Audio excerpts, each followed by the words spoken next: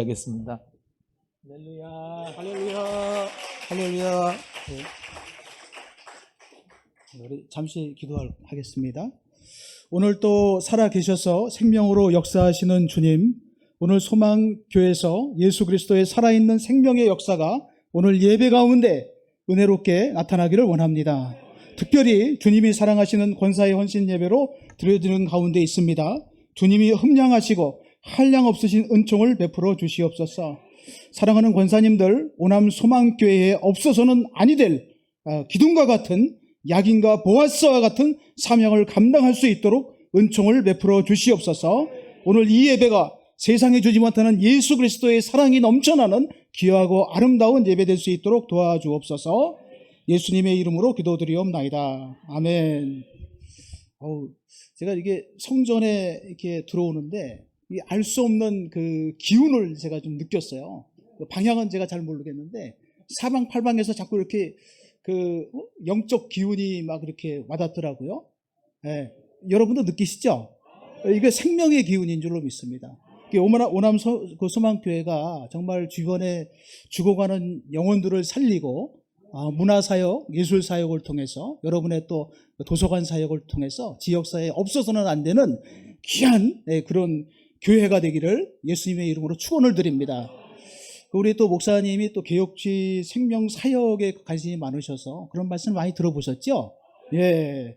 그래서 제가 어저께도 이렇게 여기 온다고 생각하니까 너무 기뻐갖고 12시 전에 자야 되는데 잠이 그냥 안 오더라고요. 너무 기대가 돼갖고 어떤 분이신가 또 궁금하기도 하고 또 어떤 삶을 사시는가 또 친숙해지고 싶은 마음도 있고 그래서 얼마나 또 감사한 마음이 너무 많이 들더라고요. 오늘 또 말씀을 전하는 예레미야 선지자님은 상당히 인간적인 그런 선지자세요. 굉장히 인간적이고 포근하신 그런 분이죠. 인격적으로 보면은. 그 보면 이제 에스겔 그 37장에 보면 그런 말이 있어요. 그 생기가 사방에서부터 막 몰려와서 죽어가는 영혼이라든가 죽어가는 어떤 환경을 살리는 그런 역사가 나타나거든요. 그 생명의 역사입니다. 그것이. 오남교회가 그런 생명의 사역에 놀라운 그런 은총이 넘쳐나기를 바랍니다. 에스겔이라는 선지자가 참 에스겔 선지자 그거를 보면은 상당히 여러분 어떠세요? 에스겔 선지 환상이 많이 나오지 않습니까? 비전이라든가 하나님의 꿈과 그 희망의 사역이 에스겔서에 상당히 많이 담겨 있어요. 그러면서도 생명을 상당히 강조하시는 걸 많이 느끼게 됩니다. 그러는 가운데 에스겔 1장을 보면은 그러는 가운데 이제 이분이 영적인 삶을 너무나게 추구하니까는 그쪽으로 많이 기도하고 사역하면서 활동을 하다 보니까 이분이 하나님께서 또 은총을 주시고 능력을 주시더라고요. 그러면서 에스겔 1장을 보면은 하나님의 나라를 꿈을 꾸고 하나님의 마음을 읽고 어떻게 하면 하나님의 마음을 이 세상 가운데 펼칠 수 있는가 하는 소망을 갖는 것이 에스겔입니다. 그런데 이제 오늘 그 말씀을 전하는 예레미야라는 선지자가 있잖아요. 예레미야가 있는데 이 관계가 있어요. 두 분이 상당히 친숙해요. 어떤 관계냐면 예레미야라는 선지자는 에스겔 선지자의 그 선배 제사장쯤 됩니다. 나이로 보면은 연배로 봐도. 그래서 바벨론이라는 그 나라가 쳐들어오지 않습니까? 그때 그 이제 여호와긴 그 왕과 그 에스겔과 그 다음에 예레미야가 같이 포로로 잡혀가거든요. 바벨론이라는 나라에 잡혀가는데 같이 잡혀가요. 에스겔과 예레미야가 같이 포로 신세가 되는 거죠. 여행을 가는 게 아닙니다. 포로로 잡혀가요. 바벨론이야. 그래서 그발 강가의 델 아빕이라는 곳에서 이렇게 이제 둥지를 틀게 되는데 거기서 이제 오늘날로 얘기하면 이제 포로 수용소지 한마디로 얘기하면 그것이 뭐 살만한 그런 공간이 아닙니다. 그발 강가에서 이제 하나님의 비전을 그렇게 보게 되는 건데 에스겔 선지자가 그때 이제 포로로 가면서 예레미야 선지자하고 같이 가는 거란 말이죠. 그 포로 신세잖아요. 포로 신세. 그러니까 이제 보통 보면은 저도 뭐 이제 포로 생활은 안 해봤지만은 그렇지만은 그 여행을 가면은 우리가 언어의 장벽이 있잖아요. 어떻게 하면 언어를 통해서 그 문화를 잘 습득을 하고 여행을 할 것인가 이런 생각을 하게 되는데 포로 신세니까는 이거는 뭐 자기 앞길도 건사하기가 힘드는 그런 상황인데도 두 분은 같이 가면서 포로 신세에 같이 가면서 어떻게 하면 하나님의 나라를 꿈을 꾸고 하나님의 복음을 전하고 생명 사역을 통해서 이 지역 오남교회가 하는 이 지역 사역뿐만이 아니라 어떻게 하면 민족을 구원할까라는 생각을 하는 거죠. 놀라운 비전이지 않습니까? 네, 그렇습니다. 우리 이 두 분은 예레미야와 에스겔이라는 이 선지자 이 두 분은 정말 눈에 보이는 세계뿐만이 아니라 눈에 보이지 아니하는 하나님의 나라를 꿈을 꾸는 거죠. 예. 그래서 여러분들이 요한계시록 4장을 보면은 사도 요한이 이제 열린 문을 통해서 하나님의 나라를 보지 않습니까? 거기서 이제 24장로를 보고 다 아실 거예요. 그다음에 내생물이라든가 이제 그런 것이 요한계시록에 나와 있는데 만물의 근원이 이 땅에 있는 것이 아니라 모든 어떤 섭리가 하늘에 있다는 거 아니겠습니까? 내생물에 있다는 것이. 예. 그래서 이제 사도 요한이 포로 생활 정말 궁핍하고 아무것도 없는 그런 생활 가운데서도 하나님께서 비전을 보여주셔서 서술한 것이 바로 요한계시록이란 말이죠. 그렇습니다. 그러니까 어떤 공통점이 있냐 하면은 우리가 삶을 살면서 우리 눈에 보이는 세계가 우리는 그렇지 않지만은 수많은 세상의 사람들이 눈에 보이는 세계만 보고 살고 있거든요. 그래서 이 세상에 눈에 보이는 세계가 실망스러우면 같이 실망을 하는 거예요. 눈에 보이는 세계가 좌절하면 같이 좌절을 하는 거죠. 거기가 고통스러우면 같이 고통스러운 거예요. 그런데 이 생명의 사역을 하는 사람들, 여러분들, 꿈을 꾸고 비전이 있는 사람들은 눈에 보이는 세계 이면의 세계에서 하나님께서 그 요한계시록 4장에 하나님의 보좌를 사도 요한이 보거든요. 그게 어떤 의미를 갖고 있는 것인가요? 이 사도 요한이 하나님의 열린 문을 통해서 하나님 나라의 세계를 보았다는 것은 상당히 영적인 의미를 갖고 있는 것이죠. 이 세상이 희노애락의 어떤 인간사가 흘러가고 있지만은 그 모든 인간의 어떤 그 행위와 역사를 주관하시는 분은 바로 하나님이시다. 이걸 얘기하고 있는 거예요. 오늘날도 마찬가지입니다. 우리가 오늘날 우리 정치, 경제, 사회, 문화 모든 분야가 참 침울하잖아요. 답이 없어요. 사랑이 없어요. 생명이 없는 것이죠. 그러니까 서로 시기하고 다투고 자신의 이익만을 생각하고 정치를 하고 그게 우리가 평안이 없는 것이죠. 그렇지만 우리는 하나님의 나라를 꿈을 꾸면서 하나님의 보좌를 항상 마음에 그리면서 기도하지 않습니까? 사도 요한의 마음이 우리 안에 있는 거예요. 그것이 바로 생명입니다. 그것은 눈에 보이지 아니하고 만져지지 아니하지만은 하나님의 역사가 있는 중심인 줄로 저는 믿습니다. 오남 그 교회가 진저뿐만이 아니라 정말 그 남양주라 그러는 남양주에서도 생명을 전하는 정말 예루살렘 성전과 같은 그 생명수 샘물을 흘려보내는 그런 중심의 역할을 여러분 하시기를 바랍니다. 여러분 특별히 이제 권사님들 나와서 찬양하셨는데 정말 그 솔로몬 성전에 야긴과 보아스라는 두 기둥이 있었잖아요. 야긴이라는 뜻은 하나님이 이루신다, 하나님이 하신다 이겁니다. 그러니까 우리 인간은 하나님의 소명을 받아서 사명을 받아서 역사의 가운데서 하나님의 뜻을 행하지만은 그 이면에는 하나님께서 모든 것을 다스린다는 그런 뜻을 가지고 있는 것이죠. 결국은 하나님이 하시는 겁니다. 보아스, 하나님께서 능력을 가지고 우리와 함께 하신다 그런 뜻 아니겠습니까? 네. 그것을 생각하면은 그렇구나. 하나님께서 우리 눈에 보이지 아니하지만은 정말 우리의 삶을 사랑하시고 그 마음의 중심을 보시고 그것을 보석과 같이 귀하게 보시고 여러분 삶 가운데 역사하실 줄로 저는 믿습니다. 여러분, 예레미야 이제 선지자가 이제 선배 제사장이라 그랬잖아요. 근데 저는 어떤 말을 이제 드리고 싶으냐 하면은, 여러분 사람을 잘 만나야 되는 거예요. 예? 그게 하나님의 축복인 거예요, 그게. 에스겔이 에스겔 될 수 있었던 것은 하나님의 은혜를 보고 에스겔 1장에 보면 하나님의 보좌를 보고 하나님의 영광의 모습을 보았다 그러거든요. 그 하나님의 보좌예요. 그 요한계시록과 일맥상통하는 거죠. 예, 굉장히 가깝습니다. 그런 분들의 특징은 뭐냐 하면은 그렇구나. 삶을 살면서 포로 신세에서 무슨 희망이 있겠습니까? 무슨 소망이 있겠어요? 자신의 앞길도 힘드는 그 상황에서 어떻게 하나님의 나라를 꿈을 꾸고 아, 그렇구나. 그 여러분, 하나님의 정말 샬롬의 그 하나님이 주신 평화와 그분이 주시는 섭리 가운데서 살기를 우리는 원하잖아요. 예, 그렇습니다. 생명을 소유하시기를 바랍니다. 그러면 하나님이 그 뜻을 아시고 여러분의 삶을 그 가운데로 인도하시리라고 저는, 섭리하시리라고 저는 믿습니다. 에스겔 선지자 정말 훌륭한 것 같아요. 대선지자들이 여러분 나오시는데, 에스겔 선지자는 여러분 다 보세요. 너무나 영적이에요. 스피리추얼해요. 눈에 보이는 사계를 그리질 않아요. 1장부터 시작해서 끝장까지 그냥 하나님의 비전만 얘기하는 거예요.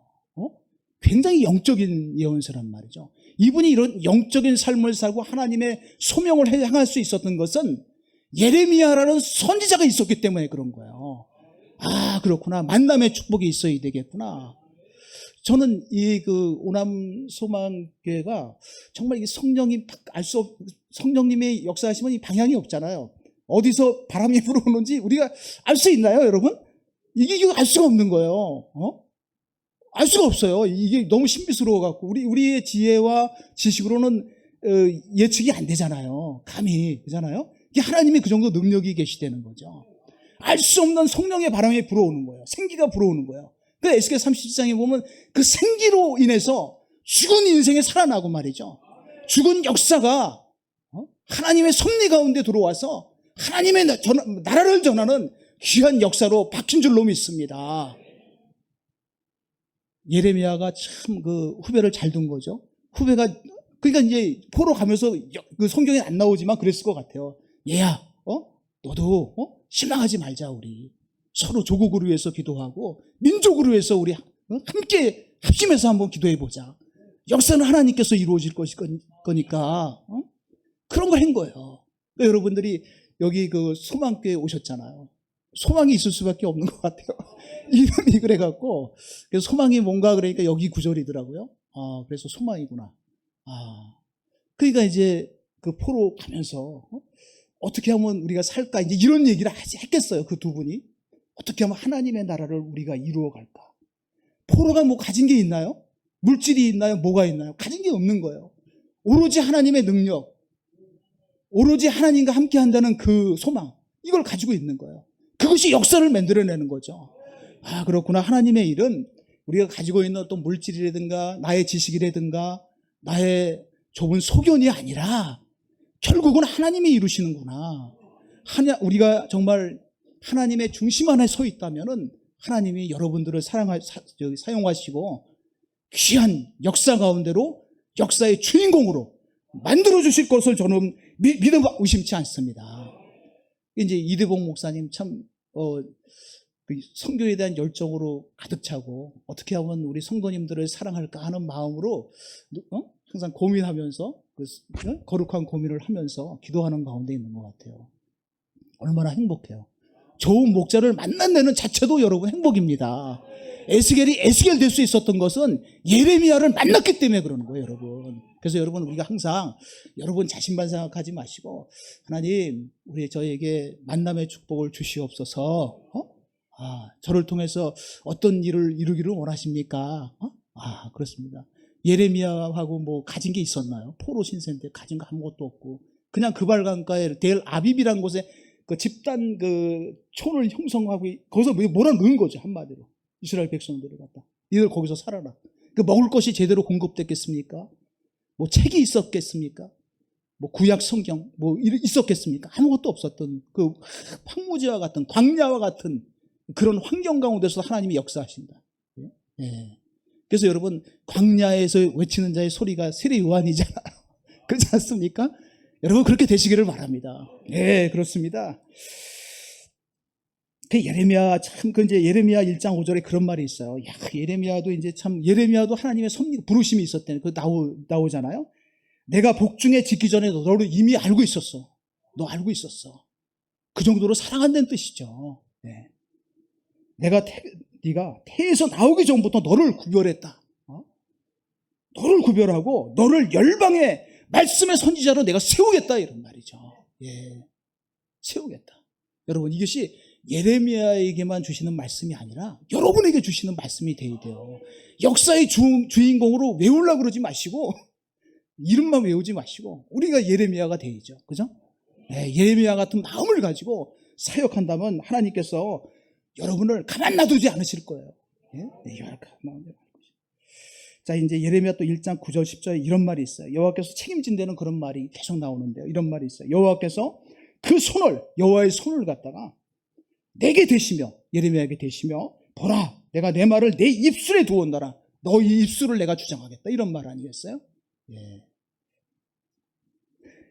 출애굽기에도 봐도 그 부살렐이라는 그 어떤 그 문화 예술인이 있는데 그분을 선택할 때도 그랬어요. 하나님께서 지식과 총명과 지혜와 모든 여러 가지 재주로 너와 함께 하겠다. 네, 너와 함께 하겠다. 하나님 책임지실 거예요. 네. 여러분 우리의 지식으로 할 필요 없어요. 조금 더 겸손하고 온유하게 이렇게 하면요 하나님께서 모든 것을 채워주신다. 그걸 믿고 나가면 된 줄로 저는 믿습니다. 예. 예레미야가 처음부터 뭐 이렇게 부르심 받았을 때 뭐 제가 여기 있으니까 그러겠어요. 처음에는 이게 나오잖아요. 나는 아이라 말할 줄 모릅니다. 나 능력이 없습니다. 주여, 저 잘못 보신 거 아닙니까? 이렇게 나오잖아요. 아니 근데 하나님은 그게 부족하고 연약해도 하나님이 쓰시면 쓰시는 거구나.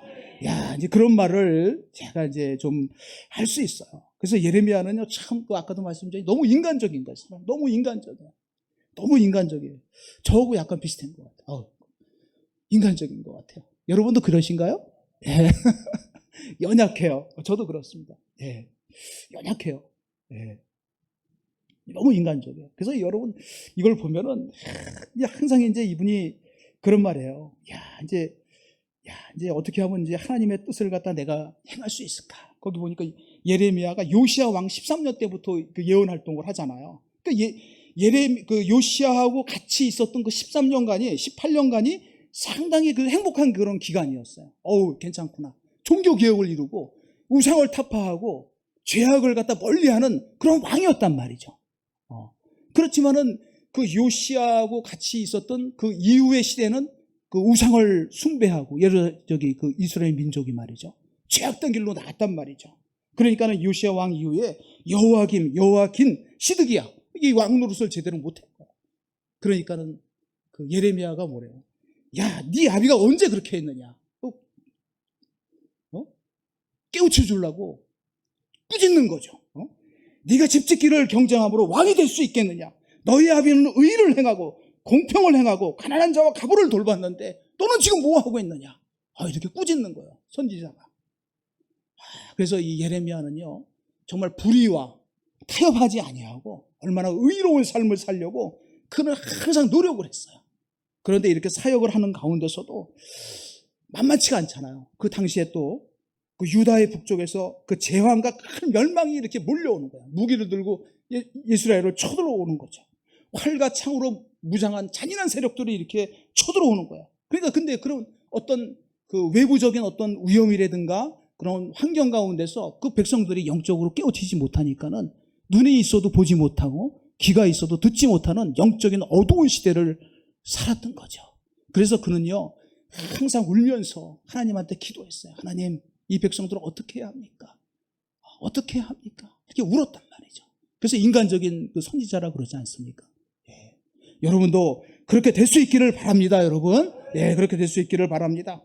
그래서 여러분, 이분이 고향이 아나돗이라 그러잖아요. 아나돗이라 그러는데 거기서 하나님의 그 말씀을 전하는데 항상 이렇게 선하고 착하니까는 사람들이 이를 사람을 무시해요.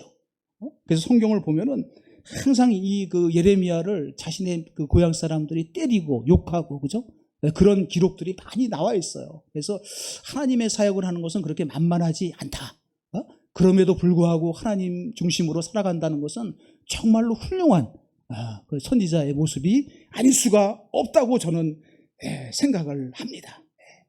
그래서 예레미야 20장 9절에 제가 좀 적어왔는데 이런 말이 있어요. 하나님의 말씀을 전하는데 잘 듣질 않는 거예요, 사람들이. 그런데 거기에 이런 말씀이 있어요. 하나님의 말씀을 전해도 듣지 않으니까 하나님 그 조롱만 하고 매를 맞는 거야. 그래서 이제 이분이 나중에 어떤 말이 나오냐면 하도 그 고향 사람들이 무시하고 이러다 보니까 집안에 그냥 틀어박혀 있는 거예요. 그럼 나는 하나님의 말씀 전하기 자신이 없는 거예요, 자신이. 그럴 때 그 방구석에 들어앉아갖고 그냥 기도만 하는 거죠. 그러면 하나님께서 영을 보내셔갖고 마음의 중심에 불붙는 마음을 주는 거예요. 가만히 있지 못하게 하는 거예요. 마음에 그냥 불붙는 마음을 성령을 주셔갖고 말이죠. 깨우쳐 주는 거예요. 너 여기서 뭐 하느냐. 그죠? 하나님 말씀의 중심에 나가야 하는데 너는 뭐 하느냐. 행위하라. 행동하라 이거죠. 믿음을 보이라. 하나님께서 깨우쳐 주는 줄로 저는 믿습니다. 우리도 그 가운데 들어가야 되는 거예요. 그죠? 네, 그렇습니다.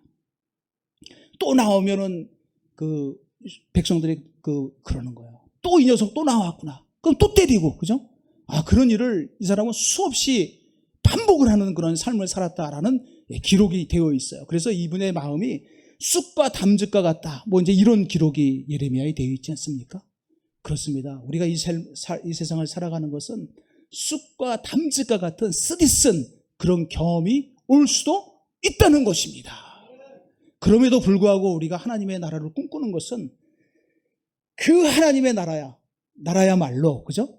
우리가 최종적으로 지향하고 목표를 삼아서 나아가야 할 방향이기 때문에 그런 것이죠. 거기에 진정한 행복이 있는 줄로 저는 믿습니다. 세상 사람들은 오다가 뉴스도 들었지만은 어디에서 사느냐, 뭐 이렇게, 그죠? 아파트가 내가 몇 평에 사느냐, 이걸로 행복의 기준을 삼는 거예요, 그죠? 이거 그렇잖아요. 보이는 물질이 다인 거예요, 사람들은. 뭐 중요한 가치가 있는 줄 알고, 그죠? 저는 그런 생각이 들어요. 이 세상의 것은 그냥 잠시 왔다 가는, 나그네라 그러지 않습니까? 우리 인생을 갖다가. 그래서 최종의 가치를 여기에 둘 필요는 없어요, 사실은. 여기에 둘 필요는 사실 없다. 이제 그런 말씀을 드리고 싶습니다. 그래서 절망 가운데 있을 때 하나님께서 그러는 거예요. 하나님께서, 제가 이런 그 말씀을 좀 읽어드릴게요. 마음의 중심에 회상한즉 오히려 소망이 있사옴은 여호와의 자비와 긍휼이 있기 때문에 그렇다. 하나님의 말씀이죠. 우리가 진멸되지 아니하는 것은 이것이 아침마다 우리가 새롭게 우리가 느끼고 이것을 체험하면서 살아갈 수 있는 용기가 있기 때문에 그러는 거죠. 그것은 아침마다 새로운데 주의 성실이 참으로 크도소이다. 입술을 티끌에 댈지어다. 혹시 소망이 있을지로다. 그렇습니다. 기도할 때 소망이 있는 줄로 저는 믿습니다. 기도할 때 소망이 있는 거야. 최종적인 우리가 답은 기도밖에 없는 거죠. 그때 성령이 역사하고 놀라운 그런 정말 에스겔 37장의 말씀처럼 죽어가는 그 마른 뼈들이 살아나는 역사가 나타나는 거죠. 우리가 이렇게 살아가면서도 마른 뼈와 같은 인생들을 우린 주변에서 많이 보는 거예요. 그렇구나. 죽어가는구나. 그죠? 똑같이 숨을 쉬고 살아가는데 어떤 사람은 생명이 있는 것이고 어떤 사람은 생명이 없어요.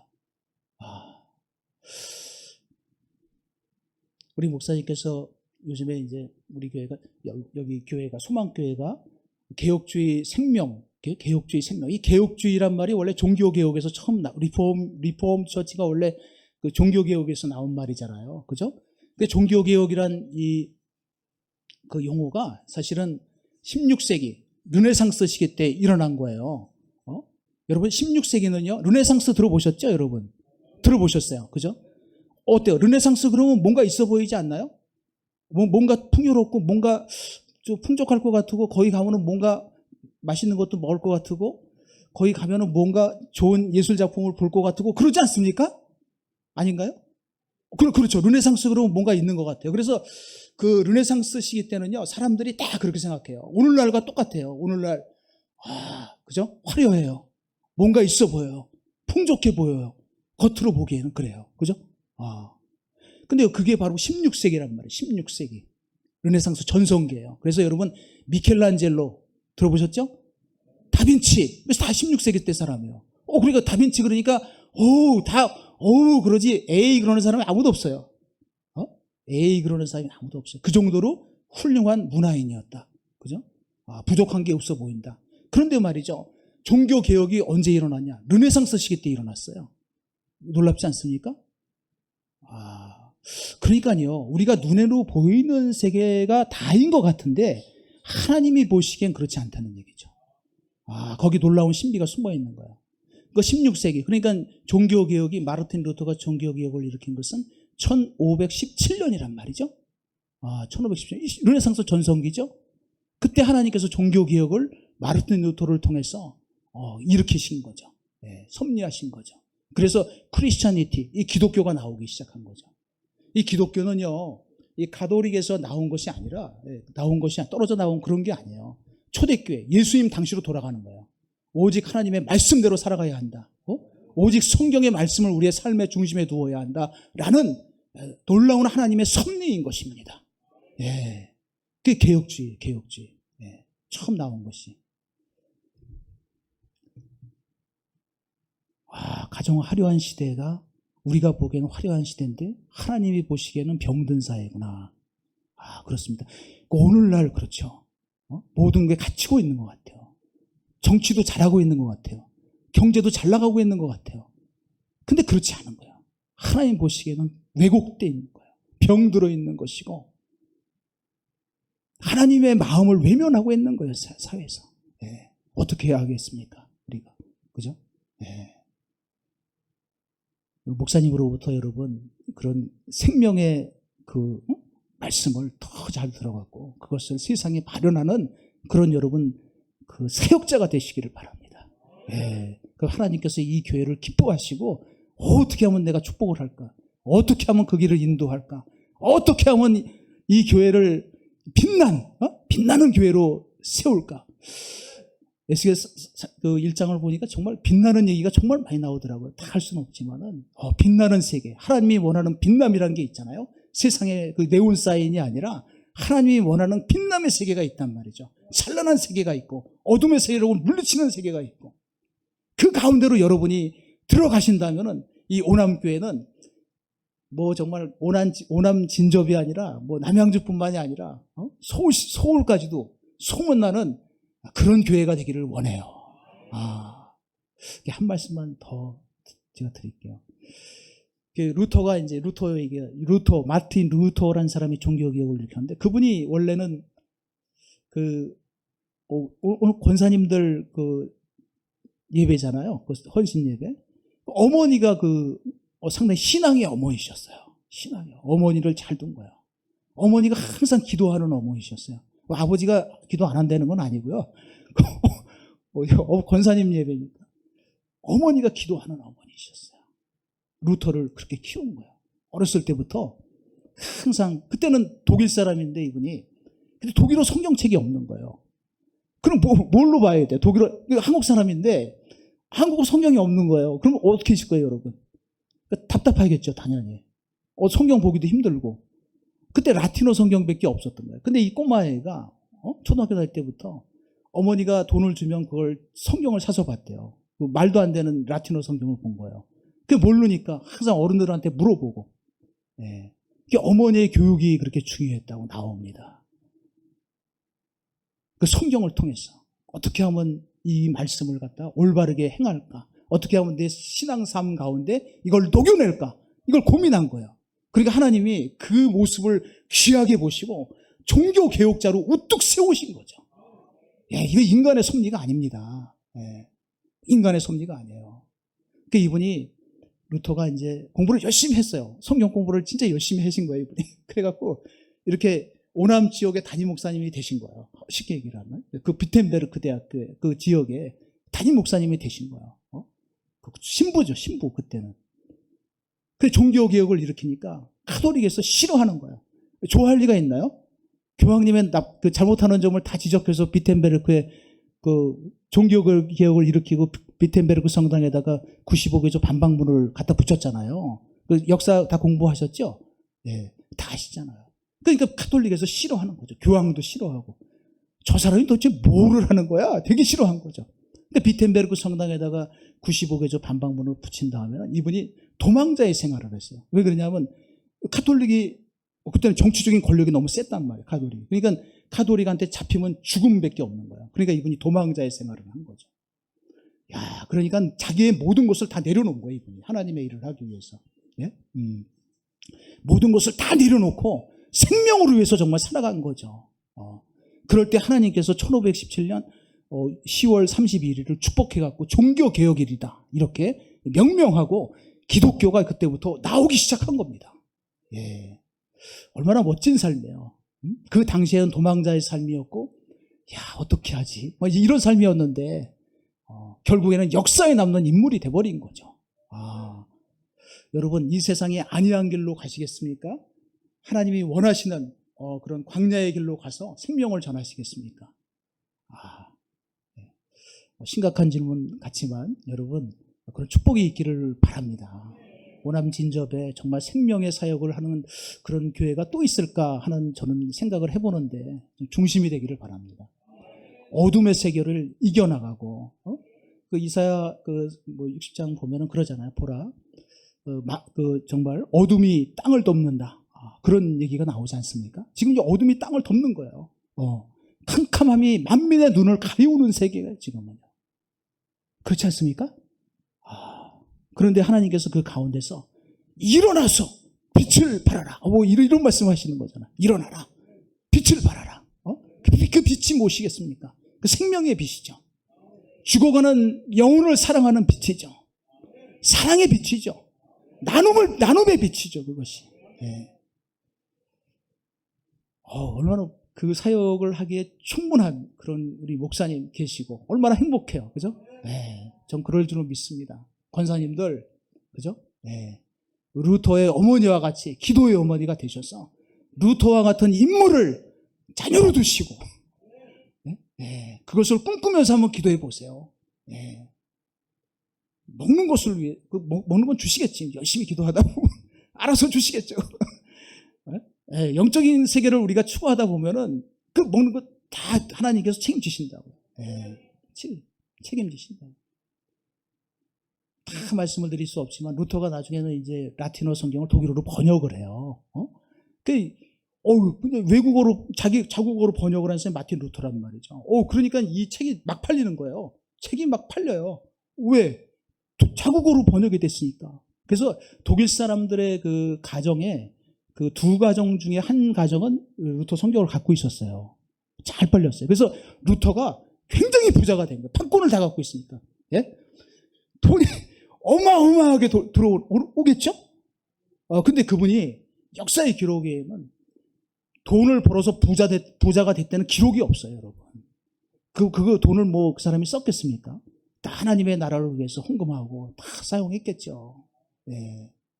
그 세상 사람들하고 하나님의 생명의 사역을 하는 사람은 벌써 근본부터가 다른 거예요.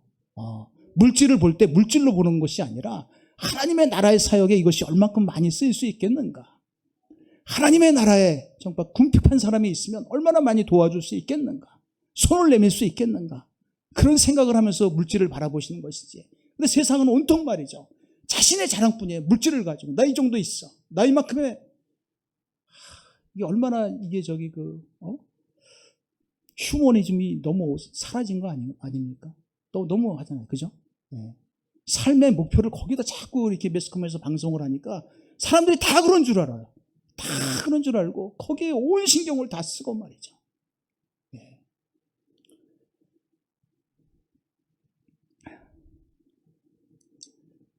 오남 소망교회 축복합니다. 네.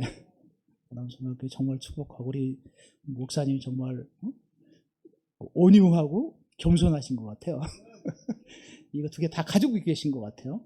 여러분들이 얼마나 행복할까. 만남의 축복이 있는 장소다. 그 말씀을 제가 꼭 드리고 싶고, 우리 권사님들 기도 열심히 하셔서 루터와 같은 가정을 만드시고 영적인 부자가 되시고, 눈에 보이는 세계보다는 하나님의 나라를 꿈을 꾸고, 왜 하나님께서 요한계시록을 맨 뒤에 두셔갖고 하나님의 나라를 보여주셨을까? 저는 거기 비밀이 있다고 봐요. 제일 중요하니까. 원래 스타는 맨 뒤에 나오는 거 아니겠어요? 그렇지 않습니까? 맨 나중에 중요한 건 방점을 찍으시는 거예요. 거기다가 하나님의 비전을 보여주잖아요. 사도 요한이 여러분 단모섬에서 그게 환경이 뭐가 좋았겠어요? 거기 포로 생활하는 건데. 근데도 하나님의 비전을 보지 않습니까? 이분이? 그게 신비해요, 여러분. 야, 이렇게 힘이 들고 그냥 노동하고 노역하고 채찍에 얻어맞고 이러는 것이 사도 요한의 삶이었는데 어떻게 하나님의 계시를 받고 요한계시록을 썼을까? 저는 그것을 생각하면 하나님의 은혜는 그렇구나. 우리의 생각과 어떤 그 우리 마음의 복을 이미 넘어서는 것이 하나님의 역사구나. 이런 생각을 하게 됩니다. 여러분, 사도 요한과 같은 그런 삶을 사시기를 바랍니다. 마틴 루터와 같은 어머니 되시고 권사님 되시기를 바랍니다. 하나님의 나라를 꿈꾸시기를 바랍니다.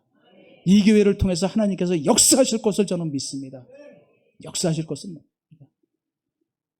정치, 경제, 사회, 문화, 예술 모든 분야에 있어서 성경적 아이디어가 여기서 생물처럼 솟아나기를 바라요. 예? 그래서 세상에 막 이걸 내보내갖고 문화사역의 기독교적인 것은 이런 것이야. 예술적인 것의 사역은 이런 것이야. 이걸 보여줘야죠, 우리가. 그죠? 예, 그래서 우리가 할 일이 많은 거예요. 그거 생각하고 나면, 할 일이 많구나. 그죠? 예, 목사님을 도와서 함께하는 협력 사역이 정말 많구나. 이렇게 자각하게 되는 거죠. 나란 존재가 그냥 나온 게 아니구나. 그냥 태어난 것이 아니구나. 그렇죠? 예, 그렇구나. 그냥 살면 안 되겠구나. 꿈을 꾸고 살아야겠구나. 그래서 여러분, 성경 번역하면 그거잖아요. 이 드림은 우리가 꿈꾸는 거예요, 우리가. 근데 요한계시록은 이 드림이 아니잖아요. 비전이잖아, 비전. 하나님의 꿈이잖아요. 비전이죠. 그래서 비전을 항상 품고 나가서 이 세상 가운데 승리하는 그런 역사가 여러분 가운데 있기를 간절히 축원을 드립니다. 아멘. 자, 기도하고 이렇게